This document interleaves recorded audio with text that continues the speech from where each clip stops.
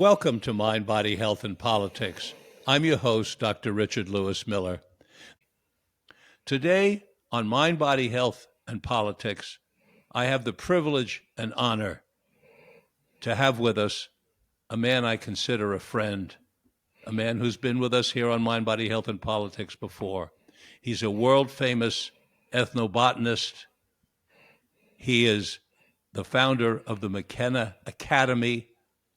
He's so well published. If you go to Google, you'll find all kinds of information. And I urge you to go there and do research on Dennis Mckenna. You want to know about him and his contribution to all of us. Welcome to Mind, Body, Health, and Politics, Dennis. Thank you, Richard. It's always a pleasure to appear on your show. So it's nice to be back here talking to you. It's great to have you back. I'm going to ask you a question now that's more, sort of a general question about where you're at presently. And then we're going to get into what we both have agreed is the topic of the day, psychedelic science, adverse effects. We're going to talk about physiological, psychological, and boundary issues. But first, what are the things that are on your radar screen nowadays as you go through your life? Well, many things. I don't seem to have any problem staying busy. Uh, uh, what's primarily focusing my attention to the degree that I can focus attention, it gets harder and harder as I get older, but is this project called, which I will be talking about at Psychedelic Science. And bionosis is an umbrella for a number of things, but probably the key component of this is bridging ancestral wisdom and scientific knowledge, creating a nexus where these things, these two worldviews, can come together and complement and reinforce each other. And a lot of what that has to do with this university in Iquitos, Peru, that I've worked with since for over 50 years. There's an herbarium at the university there. It's called UNAP, is the name of the university, or Universidad Nacional Amazonia Peruana is what that stands for. And there's an herbarium there that has been very important to me ever since I've been doing ethnobotanical research. That was one of the first places I visited as a graduate student in 1981. And I've worked out of the herbarium ever since. And I now have a close friendship with the curator of it, an amazing fellow named Juan Ruiz, who is uh, it's been said that when a medicine man dies, it's as though a library has burned down, and this Juan Ruiz is that library, I mean, he's a scientist, but he also has another foot in traditional medicine. He's not a person who writes things down, it's all in his head. So one of the projects that we're trying to do with this bionosis is to produce some documentaries. We've already produced one uh, that is kind of an overview of the current state of indigenous communities in the region around Iquitos, but then also is about Juan and the herbarium that he is the curator of. And what we're trying to do long term is create a digital version, is to digitize that herbarium and put that online in a place where it's accessible to all and where it integrates the traditional knowledge and gives the traditional people, in these communities a chance to contribute to that, to share their knowledge on this website as well. And I'll be talking about all of that at the Psychedelic Science Conference. Uh, In but Denver, but that's Colorado in that's the June. gist of it. Yeah, in Denver, Colorado in June. Yes, I'll be there also, and I look forward to seeing you there, Dennis. So, if I Yes, understand you correctly, you're wanting to mine the historical information rather than lose it, and you want to integrate it with modern information and modern science. Did I get that correct? That's pretty much it. Yes. I mean, we don't want to lose, like, an herbarium is a kind of a library. It's a collection of it's a collection of dried plant specimens. And you can think, well, how boring is that? But that's actually very important because, especially for a region around Iquitos where, Iquitos is at the center of Amazonian biodiversity. So these collections are very valuable. They give you a snapshot of the flora of the region, not only as it exists now, but as it existed in the past, because the environment changes over time. And the herbarium is one place where you can track that, or you can see that changes as for example, you can chart the changes in the distribution of particular species. Uh, Herbaria are invaluable resources for plant researchers, whether they're looking for medicinal plants or they're just interested in the environmental status of plants. It's a multidisciplinary kind of resource that many people in the life science can use for whatever purposes that suit them. And the idea of working on this sort of, I mean, UNAP is not exactly the most well-funded academic institution in the world. It's in a developing country. It has limited financial resources, and so the herbarium has been neglected over time. It still exists, but it's in danger of being lost. What we're trying to do is raise funds to rescue it, and not only rescue it, upgrade it, but create this virtual representation of it, this digital herbarium, which is what herbaria do these days. It's nothing new. This is pretty much what all herbaria in the world do. They like to digitize their collections, but that takes money, that takes funding, and that's what we're trying to do is secure the financial resources to do this for the UNAP herbarium because of its unique position geographically, its connection to all of these medicinal plants and these traditions and so on. So it's worth saving, and that's the long term goal of this project. Now, in your long career as an ethnobotanist, you've studied all sorts of plants. You've paid particular attention to medicinal plants. And within medicinal plants, you're also well known for studying psychedelic medicines plants, psychedelic medicinal plants. And today we want to talk about a very challenging and difficult topic, and that is the negative or adverse effects of psychedelic plants. And as an introduction to this, Dennis, the reason I'm focusing on the adverse effects is that it is well known that and if you want to correct me, please do, of course, at any time. I believe it's well known that the pharmaceutical companies in the United States and perhaps around the world do their best to not disclose negative results. They seem to want to sanitize the results, and they even come up with words for adverse effects, such as they call them side effects, which people all over the United States now use the word side effect. But that is a sanitized way of saying adverse because it almost makes you think like it happens on the side or it happens on the side of you. It's not really a big deal. And really, what they are, and again, if you have a different opinion, please tell me, but I believe that they really are unwanted complications of medicine. They're unwanted complications, and they're often adverse effects.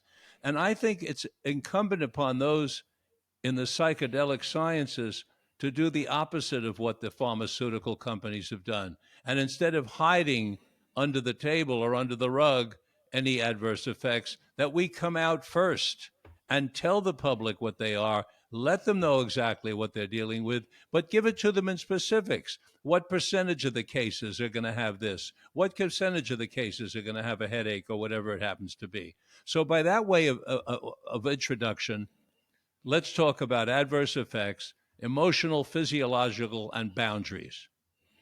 Yes. Well, a pharmacologist that I respect a lot told me once, he said, show me a drug that lacks side effects, and I'll show you a drug that has no effects.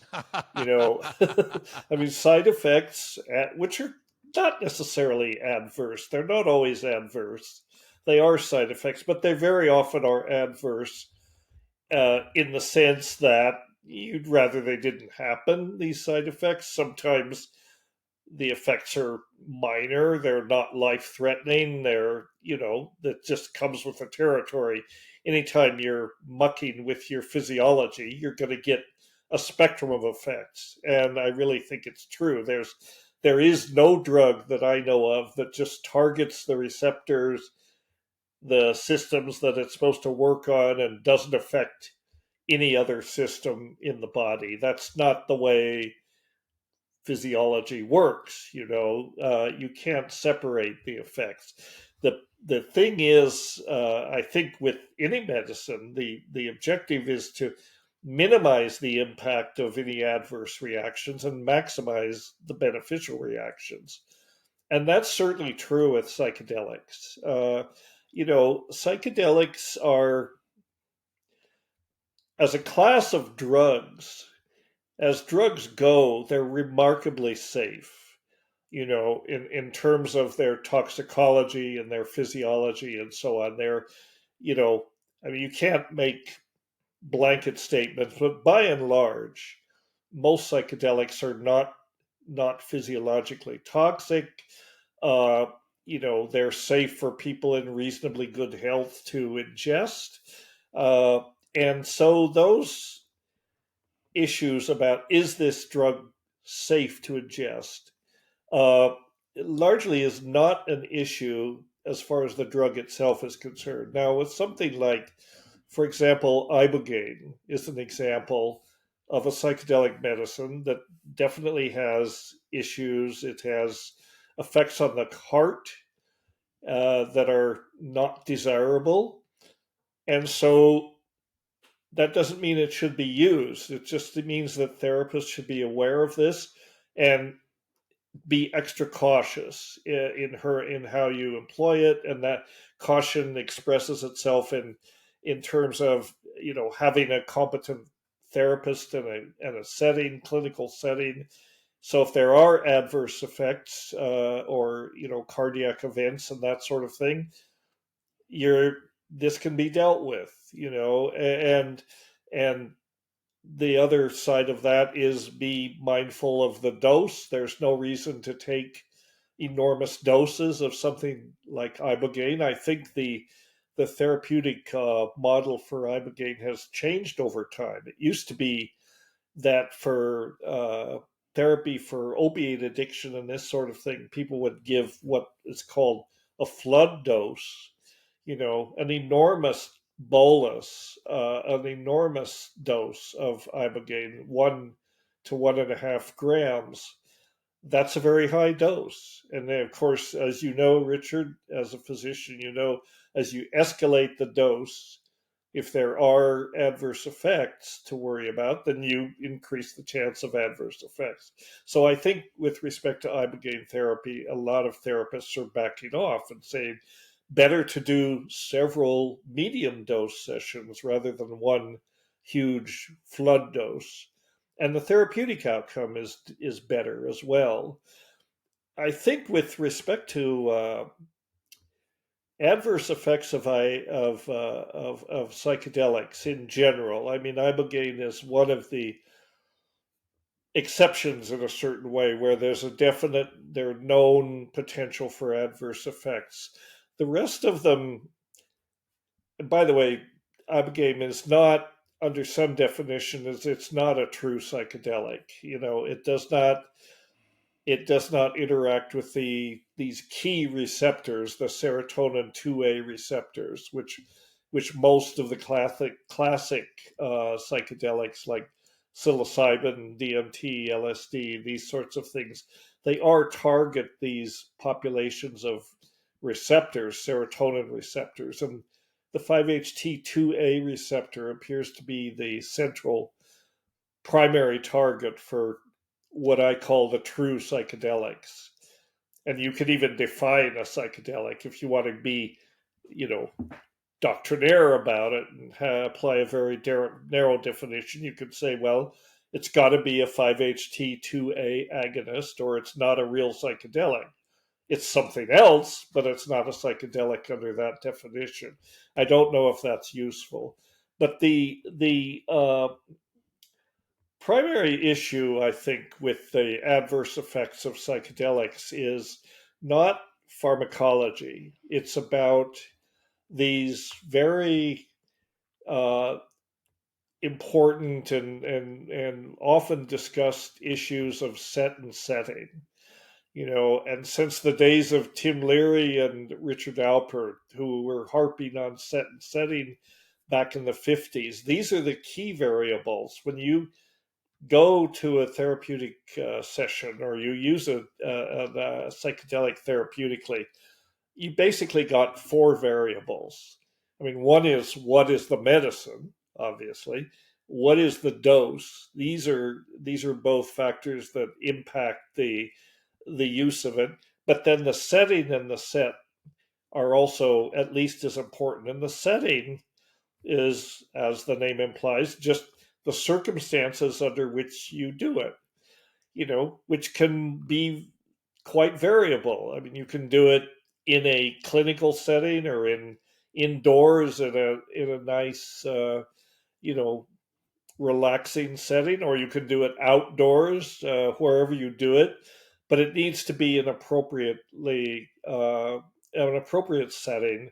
Number one, it needs to be a setting where people know that they're safe, you know, that they're looked after, that, you know, the therapists are competent and able to, you know, without interfering with their experience, they can gently guide their experience and they can be there as a resource for people if they need it. You know, if they people get into states of anxiety, sometimes panic and that sort of thing, and the therapist in a clinical setting or a curandero or shaman in the ceremonial setting, they have pretty much similar jobs, you know, which is to hold the space is the word, you know, make sure it's an appropriate setting, make sure that people feel safe in that setting and that they're supported, you know, and that they can reach out to the therapist if they feel they need support. So setting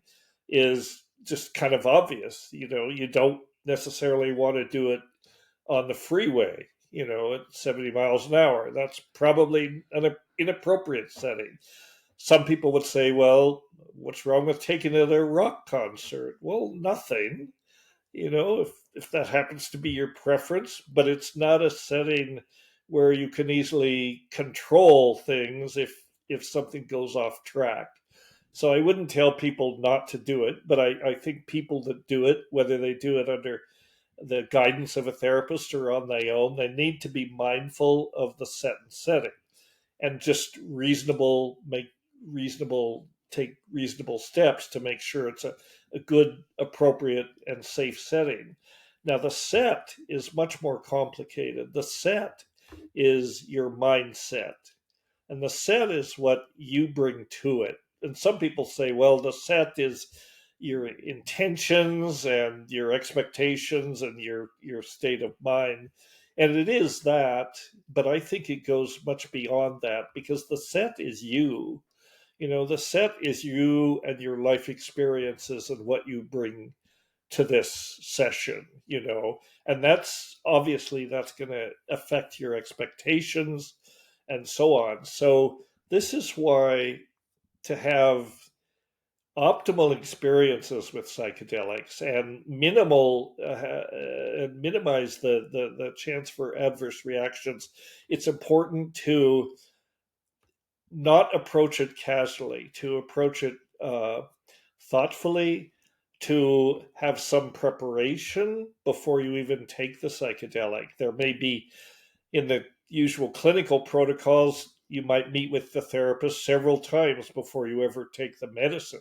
Have a number of conversations with them about what to expect, what's going to happen, what outcome should they people look for. So there's preparation, and then there's the setting itself, the session itself in an appropriate session setting with appropriate guidance, and then integration, which is the post setting, the post session uh, processing of what's happened to you.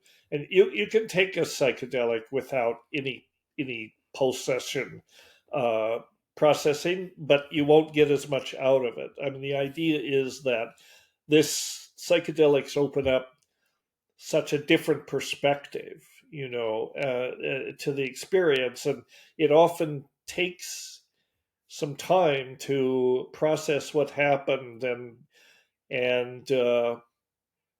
come away with a sense of essentially what have you learned from it, and I think that part is very important to integrate, as they call it. You get the maximum benefit from this by that way, and if you can do that, if you can't provide for integration uh, following the sessions or a series of sessions, then there is a greater chance for adverse effects to emerge over time, and particularly, I mean, one thing that's not often, emphasized with psychedelics, they change your perspective, they change your worldview. You get tremendous insights, apparently, and they can be life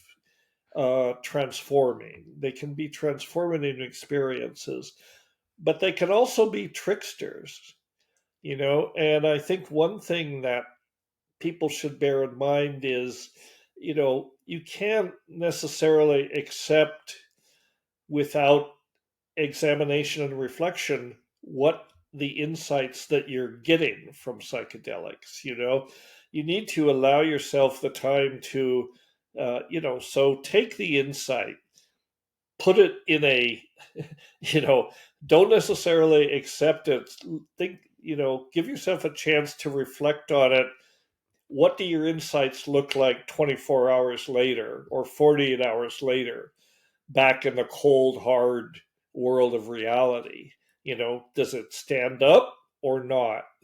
And So I think this is the, in other words, if you take a psychedelic on a Sunday, on Monday morning, you don't just decide to call your boss and quit, or call your wife and say, I want a divorce, or things like that, right? exactly. Yeah, just give yourself time enough to let it sink in, basically, and to process it, and then look at that. Give yourself, that opportunity, and that's not exactly an adverse effect from the drug, but it's a deficiency in how you process the experience, And yeah, if you take it and 48 hours later quit your job, divorce your wife, go off to, live somewhere in the mountains in a cave, maybe you want to be a little slow before you, maybe it is what's right for you, but give yourself a chance to do it. So I think that's a uh, you know that's a hazard in a certain way of psychedelics, is just not processing it. And I'm probably a good example of somebody that didn't do that. And in some ways, and the adventures that my brother and I got into with mushrooms have all been talked about. And a lot of this has, I mean, looking back on that experience 50 or 60 years later, you know, I mean, I'm appalled in some I know. ways that I'm we just sitting. accepted it all, and we didn't really know what was going on. I So I was think, just, I'm sitting here and thinking as you're saying that, that when you were in the screaming abyss, you weren't doing a bunch of integration. we were not doing a bunch of integration. We were hanging on for dear life. Yes, I mean, yes. really, we And that's were. not, of course, and that's not what we're Yeah. recommending. Dennis, do you agree that, and I don't know if this is a potential adverse effect, but it's a potential major effect that when a person takes a sizable dose, because one of the things you said is you want to know what the medicine is, you want to know what the dose is, and then the set and setting. Those are four important variables. And you said a dose. So when a person takes a significant dose of one of these, a true psychedelics, should one be prepared for the possibility that one is going to disrupt one's life or make major life changes, not necessarily overnight, but pretty soon because the medicine is liable to mix with the person and have that large an effect? Well, yes, yes, it is. I mean, that's sort of the point, right? I mean, that's why you're doing it in a certain way, because these medicines can catalyze a shift in your worldview. I mean, as we've talked about before, the therapeutic effect of these medicine is they enable you to step outside your so-called default mode network, your ordinary state of consciousness, the state of consciousness most of us are in most of the time, that keeps us on track. I mean, it may be boring, but it does keep us on track sometimes. And it also keeps us locked into habitual behaviors that may be what we're trying to deal with, whether it's our trauma or our addiction or our depression, all of these things. These can be seriously disrupted by the psychedelic, and they open a window of time where you can look at these issues, whatever you may be dealing with, in a novel way, and come back and you know say I have better tools now to deal with my obsessions, my addictions, or whatever the issue is. That's the whole point of the therapeutic effect, is that it disrupts this default mode network temporarily, gives you a different perspective, and then when it's done, the default mode network, it's just like rebooting your computer. We've talked about this. It's like a big reset. The default mode network will come back together, right? Because the brain tends toward equilibrium, and it'll work better. It's literally like you rebooted your Mac or whatever. Maybe Windows people don't have this Yes. problem, but if you reboot your computer, it often works better because it gets kludge accumulated. And so it can be, that's the therapeutic effect. It can be a catalyst for this kind of change, I'll give you an example of that in my own case, Dennis. I'm 84 years old now, and throughout my life, I've had a lurking feeling, always sort of lurking in the background, that I'm doing something wrong or maybe even bad. And I've been through plenty of therapy and I've had a lot of psychedelics, and I never could quite get a full handle on what it was. And recently, a psychedelic medicine showed it to me. And what it was is that when I was about 4.5 years old, I had a sexual experience with a babysitter.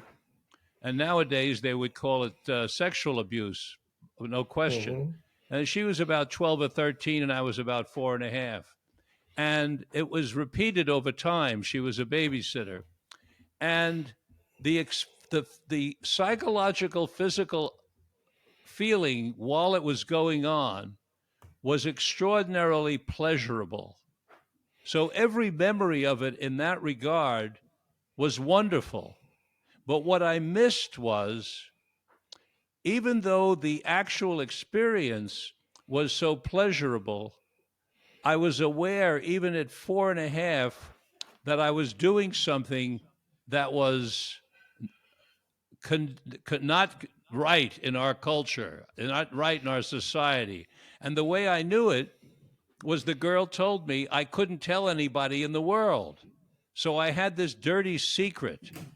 And what it left me with until I got into therapy when I was 16 and got unloaded some of it was this feeling that I've done something wrong or bad. And it Hmm. finally came to me in a recent psychedelic experience so I could unload that last bit of weight, of psychic weight. And it was a positive disruption. It was just the kind of thing that you're talking about. And I wanted to share that story. Other, you talked about ibogaine, um, a flood dose, and how that could have an impact on the cardiovascular system that is adverse. Are there particular idiosyncratic adverse reactions that you want to mention to any of the others, to DMT, psilocybin, LSD, MDMA, ayahuasca, 5-MeO DMT?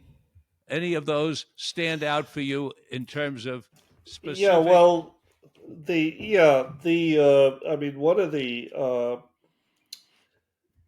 things you do have to be aware of is the potential for serotonin syndrome, right? And this becomes a problem, or a potential problem, I should say, when you're taking things like ayahuasca, because you've got MAO inhibitors are one component of the ayahuasca, and the other is DMT, right? It's the MAO inhibitors that that are required to render the DMT orally active. And if you're taking SSRIs before you take the session, then there's a potential for adverse interactions. At least there is a potential for that. So they always advise people that if you're on SSRIs or other types of, uh, or any kind of clinical MAO inhibitor, you have to discontinue that before you take ayahuasca, at least 3 weeks ahead, to give your system a chance to wash it out. And then the risk is minimal. But if you don't do that, there is a potential for an adverse reaction, what they call the serotonin syndrome, which can be very uncomfortable and even fatal if it's severe.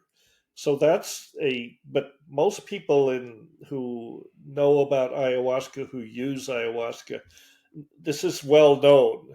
This is a known caution that you have to take. The other thing is with some of the tryptamines taken other than by mouth, by injection or by smoking or in insufflation or whatever, uh, they can have some pretty acute effects on blood pressure.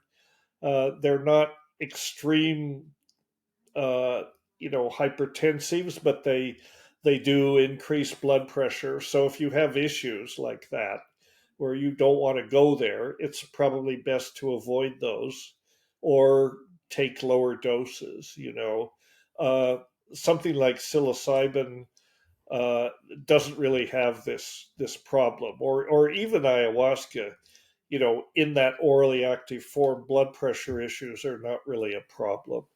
Uh, but if you smoke DMT and you have maybe you have high blood pressure and you don't know it, or you're at risk of a stroke or that kind of thing, you should be very careful about it.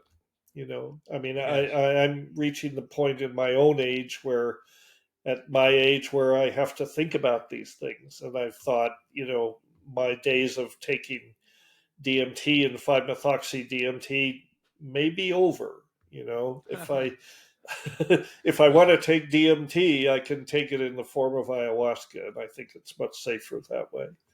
In some ways. The first time I took DMT and smoked it back in the late '60s in Ann Arbor, Michigan, was the last time. It had a very interesting experience. I smoked it, and I was like 0 to 60 in the cosmos in no seconds. And I came back down in a cup by maybe 5 minutes or less. And I immediately said to the gentleman who gave it to me, I said, I'd like to try this again. And he gave it to me. And once again, like a rocket ship, I was off in the cosmos. And then I said, I'm not an addictive person, but I could get addicted to this stuff. I'd like to try it again right now. And he gave it to me again. And off I went into the cosmos again. But this time, when I was out there, I literally saw a big red sign saying caution, on and off, red sign, caution, caution. And then I heard a voice, and the voice from out of this nothingness, a voice came and said, anything that takes you that far that fast is to be treated with the deepest respect. And I came back down. I've never tried it again. It's not just the respect message that got me not to try it again. It's that I didn't feel in retrospect that I learned something that I could bring back and use. It happened so rapidly to the cosmos that I couldn't get a hold of anything. And I liken it to what's considered a heroic dose of LSD, because when I've taken heroic doses of LSD, I bypass the middle zone where I can get work done, looking at my personality, go through ego death, look at various ways to improve myself. I bypass that and I go right out into the cosmos. And I remember, who was it? Chris Beisch told me he took that 93 times he took heroic doses. But in retrospect, in a way, he didn't get the meat and potatoes, but he got the cosmos. Can you relate to what I'm saying? I lost your voice there, Dennis. David, you better come on. We lost Dennis's voice. Can you speak to Dennis? I can't hear him. Sorry. Oh, I you're just back. was You're back. mucking around with my trying to optimize my volume output here. Okay. I've got my Are you back? now I muted it again. Okay. No, I hear you. I'll stop fiddling with it. Uh, So I was asking so if you could resonate to what I was saying about bypassing the working zone and going right out into the cosmic zone. this is one of the deficiencies, if you want to think of it that way, of DMT and these short acting tryptamines is they're so rapid that by the time if you take them in a other than in ayahuasca, if you take them in ayahuasca, you get the experiences stretched out over several hours, and it's much more useful if you smoke DMT or vape it or inject it. The experience is so fast that by the time you begin to sort of grok what is going on in the state, you're already on the way down, Right. and so in some ways I think it's much less useful. I mean, it's Yes. certainly overwhelming and it's amazing, and I think that people should have this experience, but you don't come back with the same set of lessons that you Yes. might if you spend more time in that place. I mean, this was the big reason that Terrence and I went to South America in 1971, because we were utterly entranced and obsessed with DMT. But the problem was it was so fast. We were looking for an orally active form that we could spend more time in the place, which we actually thought of at the time as a place.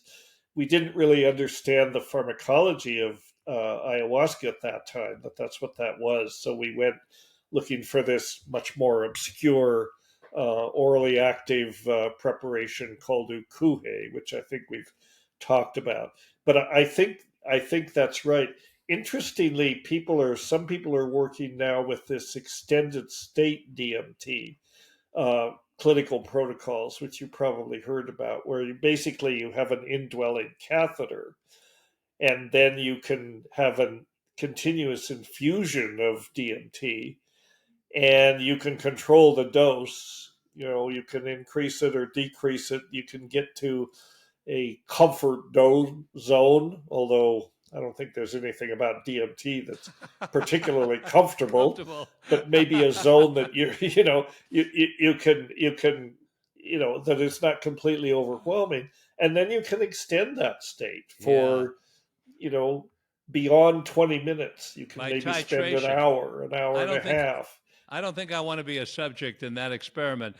Might we say Well, the I don't same think thing? you or I would make the inclusion criteria, Richard, because we're old guys, and this is a young man's game. I think you have to have a healthy cardiovascular system, Hell, to I do can't this. even remember when I was your age. You can't remember. Well, see, I can't remember. I that can't. just proves that you're demented, Richard. Exactly. I mean, I'll be there before. I'll be there you're. soon. Come on, you're way back in the '70s. I can hardly remember the '70s. Now, might we not say the same thing about 5-MeO DMT that at the I would. beginning? The same things So apply, it's even so more rapid so. that you don't grab onto anything to learn.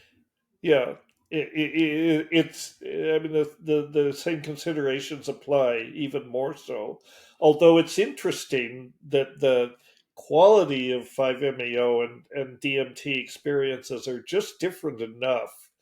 DMT is full of content, right? I mean, it and visuals and all of this stuff. This is characteristic of the experience. 5-MeO is distinguished from it in the sense that there's almost no content. Yeah. There's No, nothing right. visual about it. No real You're in a content. complete state of ego dissolution, Right. which Nothing to is learn. fine. I mean, it It's must be fine. It's fine if you like going to Coney Island for a quick trip on the roller coaster. I want to move on to some questions I have for you. okay. Freud wore a full beard and he smoked a pipe. For 75 years after Freud, psychologists all around the world wore full beards and smoked pipes. They, Freud saw patients for 50 minutes because he saw 8 patients a day, 10-minute break because he wanted a little time to take a pee and write notes. So for 150 years, 30 years now, people all over the world are doing 50-minute sessions for the most part and taking a 10-minute break. Right. So there's no science behind that length of time whatsoever, and there's no science behind wearing a beard and smoking a pipe. Now, the ayahuasqueros, for some reason, you may know the reason, started their experiences that they gave the ayahuasca people, ayahuasca, they started the experience at night. So we have Hmm. all these people coming back from the Amazon and other places, starting people at night. I personally think that's ill advised because we are at our best during the day. Why would we want to be taking something that's so powerful and be on it at 3 o'clock in the morning when our diurnal rhythm is slowing us down? We're getting cold and we're in a deep sleep state. I think it's a mistake. Catherine McLean told me this week that at Johns Hopkins, they start at 8 or 9 o'clock in the morning, which makes much more sense to me. Was there a reason? So that's question number one: was there a reason that they started at night? Do you know of anything? Is there anything Well, behind that? I think it's tradition, basically. I mean, traditionally they do it at night. Sometimes they take ayahuasca during the day. I've taken it during the day a number of occasions, but I actually prefer taking it at night. I Oh, prefer starting early because like to go to bed fairly early. And one nice thing about about ayahuasca, effect lasts 6 to 7 hours, usually not much longer than that. So you can take it at 8 in the evening, and by the time it's 1 in the morning, you're pretty much done. You can go off to bed and have some nice dreams. I do like taking it at night. It's just a preference. It feels safer, especially hmm. in these environments where you've got the resonance, the music, and that sort of thing. And you don't have to have eye shade. I mean, there are visual episodes with it, but I think it's a matter of preference, really, more than anything else. Minimizes distractions because if you're doing it, in the daytime, well, it depends. If you're doing it in the daytime in the right setting, it can shift the focus to what's happening outside, not inside. And if you're in a great natural setting, that can be wonderful. To look at natural processes, look at nature in this altered state. So again, it's that there is no rule about this. It's all about what seems appropriate. As long as you think, thoughtfully about what the appropriate setting is, and then go with that. And you can play with that. You can try it during the day, at Yeah. night. No reason really to wait till 3 in the morning. I'm with you there. At that Okay. time, I'm tired. I don't want to. Although back in the '60s, I did have several friends who, they enjoyed taking LSD. They would wake up at 4 in the morning and they would take LSD. And then the idea was they'd go back to sleep. And when they woke up, they were fully on. I sort of never saw the point, but they seem to enjoy Interesting thing that. to do. Okay, next question. Boundaries. Boundaries can lead to adverse effects. We need to provide safety. You're Right. big on safety, I'm big on safety. Let's talk about what we can do so that therapists giving psychedelic medicine don't intrude on the person sexually that they've given the medicine to, Right. and don't intrude in other ways on their personal lives, such as possibly financial, because these are Hmm. things that we know from therapy and from doctors and from lawyers having nothing to do with psychedelic science, that there is a percentage of therapists, of physicians, and lawyers, not to mention other occupations, of course, who, when they have people in a vulnerable position, have been known to do adverse things sexually and financially. Right. Well, yeah. I mean, so this just goes back to human nature. I mean, people. Uh, there are predators. There are people with loose ethics who don't respect those boundaries. And you're taking psychedelics deliberately. The whole point is you're putting yourself in an open, vulnerable situation. The whole idea is you're letting your defenses down. I think what it comes down to, Richard, is know your therapist. Do it with people that you know and trust. This is not always easy to find a practitioner that you do, but believe me, I don't think it's a good idea to go on the web and make reservations at the first retreat center that comes up. I mean, it may be fine. Most of them do operate ethically, but some don't, and so it's important. I think it's important to have a personal connection with the person, or at least be recommended by people that have been to the place, that can tell you, that can express confidence in the thing. And this is another reason why it's important to have at least several Zoom conversations, or at least one Zoom conversation, and ideally a personal meeting with the therapist or therapists uh, before the session, just to get a feel for what they're like, Yeah, in an unaltered state. Do they yeah. seem like reasonable people who have your best interests at heart? And you don't always know, but it's all about, you know, and it's not restricted to psychedelics. In every kind of spiritual tradition, there is this dynamic, and people enter into these practices with the idea that they're going to open themselves up. Well, if the therapist is, a sociopath or a predator, or someone that likes to use that occasion to gain advantage of people, sexually, financially, any other way, then it's perfect for them, and you have to be aware of it. I mean, I don't think it's, well, I can't say how prevalent it is. I'd like to think that it's rare, Yeah. Well, but we don't it's know. relatively rare. You and I would know much more about it because we know of the cases. They're in the wind. I interviewed Right. a man, a few months ago named Hunt Priest, and he's an Episcopal priest.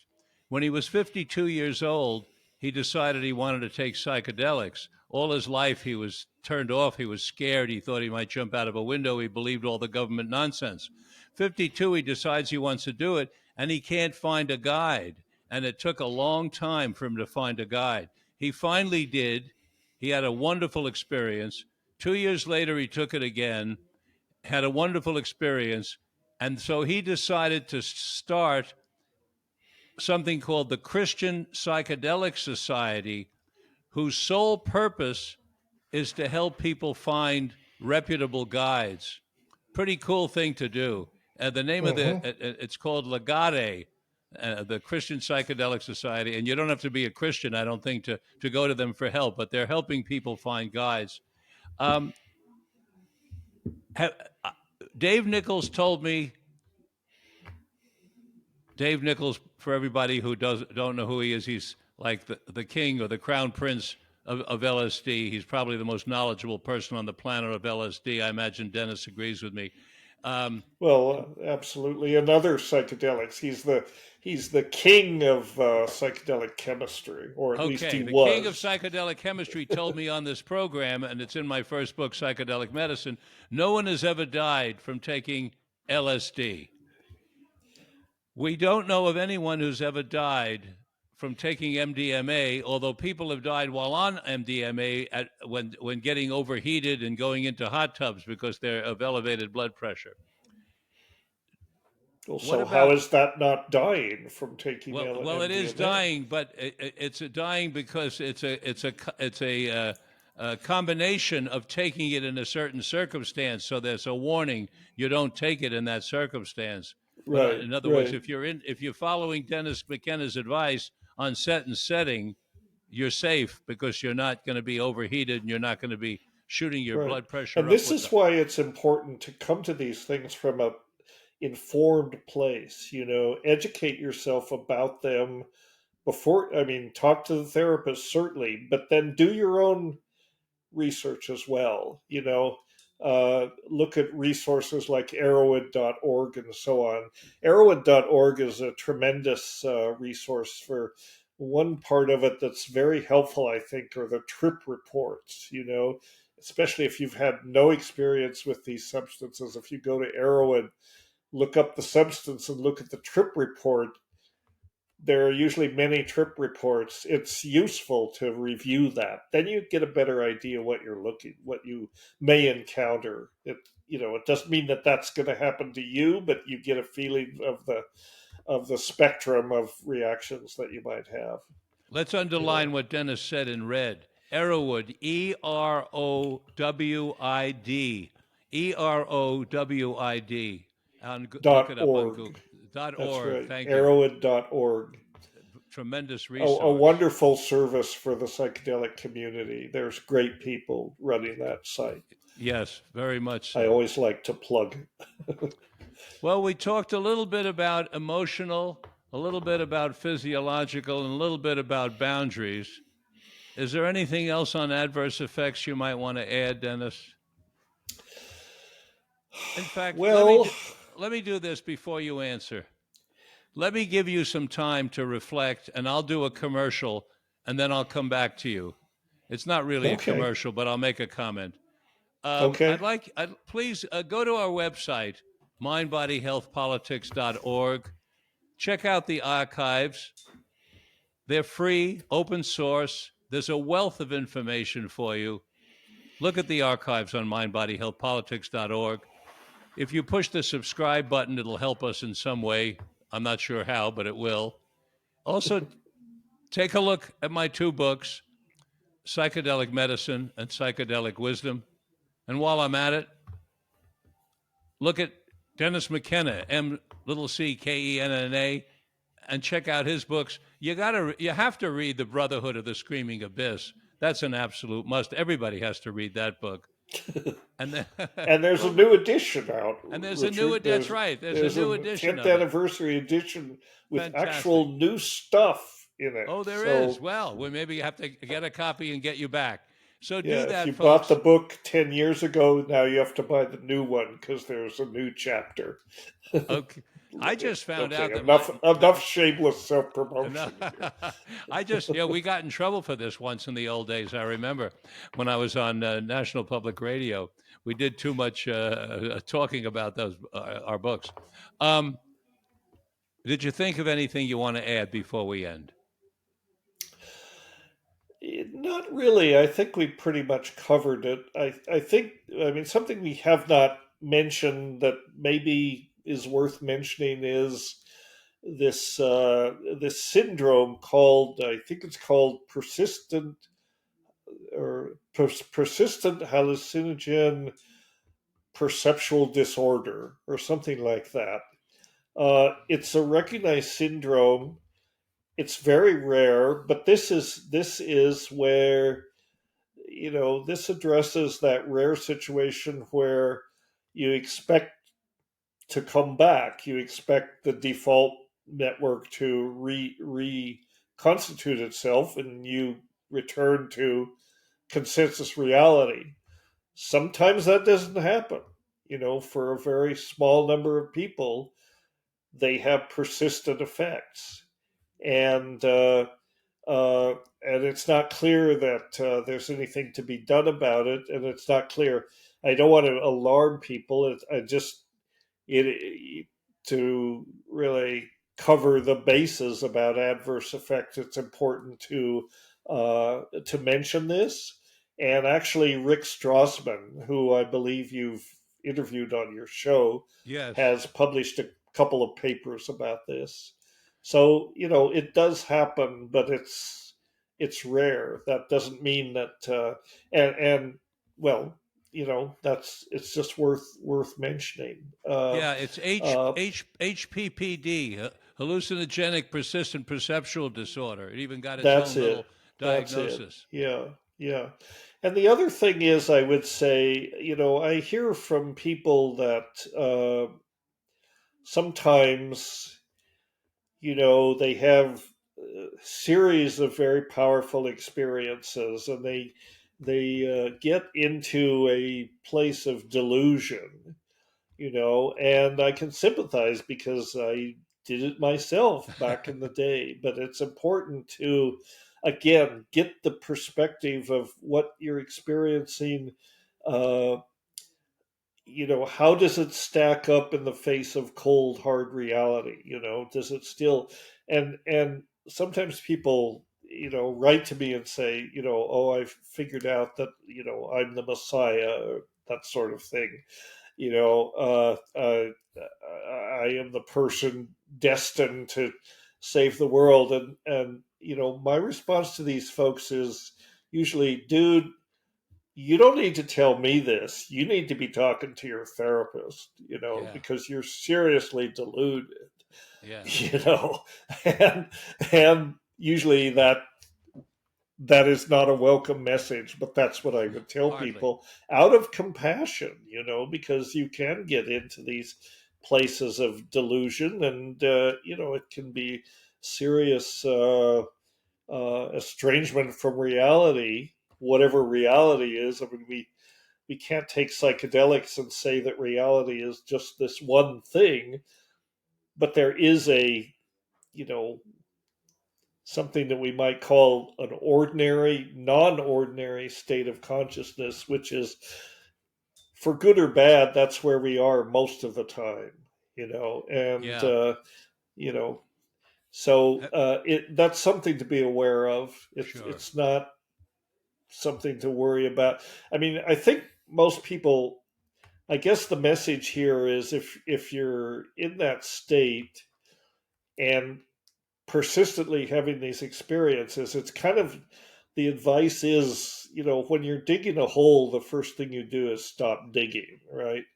So what I advise people to do if they're getting into this state of delusion that just builds on itself. First thing, stop taking psychedelics for a while. Yes, You don't have to exactly. take them all the time. Right. Give yourself a month, give yourself 6 months, give yourself a year. Yes. Step back from it. That doesn't Yes. mean a lack of courage. That means a lot of that just evinces it demonstrates common sense. Caution is the better part of valor, right? Have I ever told you the story when I thought people were breaking down the walls and were going to take me away while I was on LSD? Did I tell you that story? No, I you didn't. well, I took 400 morning glory seeds, heavenly blue, because Leary and Alpert wrote about that in the back of their book, the Tibetan Book of the Dead. And so I'm way out in the zone and I'm having a fabulous time. And all of a sudden, I got really scared. I heard banging, and I was just certain that because this comes back to my feeling about doing something wrong, because I was so Mm-hmm. strongly brought up by my parents to be honest and follow the law and tell the truth that when I'm doing anything wrong, I feel like really terrible. And of course, I was doing something wrong. I was taking this illegal substance, and all of a sudden I'm sure that the police are at the door and they're banging on the door, and I hear the banging and I hear the banging, and I'm getting more and more scared. I'm afraid to go to the door. I've got my eye shades on, right, so I'm not looking at anything. And I'm in 1965, and I'm really getting more and more scared. And then finally I had the courage to take the eye shades off, and I look out the window, and there are two telephone linemen there with hammers, and they're hammering on the walls. And Right. and I laughed my head off, and it was a wonderful educational experience, and I've learned so much of it for future. But it shows you, how the setting is so important. What you talked about, because part of what I learned from that is I'm a person who needs real quiet when I take psychedelics, because any kind of sound can create a feeling. It can create all kinds of feelings. Like when Leo Zepp, the secret chief, he played Beethoven's Fifth to me while I was under the influence of LSD, and all I could focus on was Beethoven's brilliance and how he could possibly write such a thing. And the music took over my whole being. And what I learned from that is don't use music. I'm much better without any whatsoever, because I don't want the music in me. I want to deal with my own self. That's another conversation, Richard. But yes, classical music is not necessarily what the kind of music you want. I Oh much my prefer gosh, the Dennis, I couldn't believe the guy was able to do all that, but that's what I focused on. yeah, I'm going to leave you yeah. with a teaser for our next meeting, which will come after I read the latest copy of your book. And here's the teaser that I want you to think about, and then we're going to end Okay. the just like there's this HPPD, hallucinogenic persistent perceptual disorder. I have one called HIN, hypocrisy induced neurosis. It's it's when leaders of the country tell us to act one way, or leaders of the church, or leaders of anything, they tell us to act one way, and then they act the exact opposite way.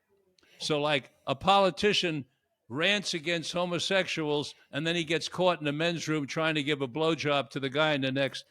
Hypocrisy induced neurosis. And the other one I want to talk to you about, after you have a chance to think, I made up, is post traumatic sexual stress disorder. I think the whole country is suffering from it, that we have so distorted our views on human sexuality that we're all screwed up about it. Every single there's hardly a person who isn't screwed up either by their religious beliefs, moral beliefs, cultural beliefs, or something else. That we are so distant from what sexuality really is.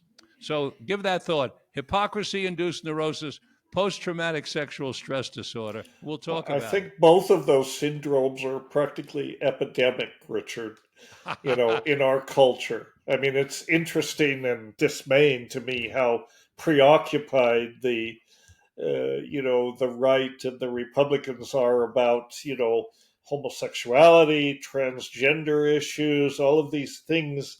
I mean, these are, why should they care? Well, They're that's what very we're going to talk preoccupied. about. We're not going to talk about that next time because we're going to Oh, have to. okay. Otherwise, well, you want to go on? I forget. On So an internet broadcast, we can go on indefinitely. we could go on indefinitely, Let's Richard. continue. Let's I'll continue. probably, imagine I'll run into you in Denver, Yes, and I I'm very looking much would forward to love to that. see you in Denver and give you a big hug. Yeah. So we'll let it go for now. Great Okay, to and talk to you. yeah, send me Okay. a copy of your latest book, please. And I'll thank you. have some I'll have Yeah. some in Denver. I'll put Oh, you on the okay. list. Thank you. Okay. And thank you for Okay. being with us and taking your time here today, Dennis McKenna. It's been wonderful having you here. Always a pleasure. And thank you, all listeners, for being with us today on Mind, Body, Health, and Politics. I remind you that we broadcast at 9 o'clock every Tuesday morning, as we have for the last 20 years. And you can also go to the archives of all of us modern people do and listen anytime, anywhere. Until next time, this is Dr. Richard Lewis Miller reminding you that good health is worth fighting for, and it's essential for life, liberty, and the pursuit of happiness.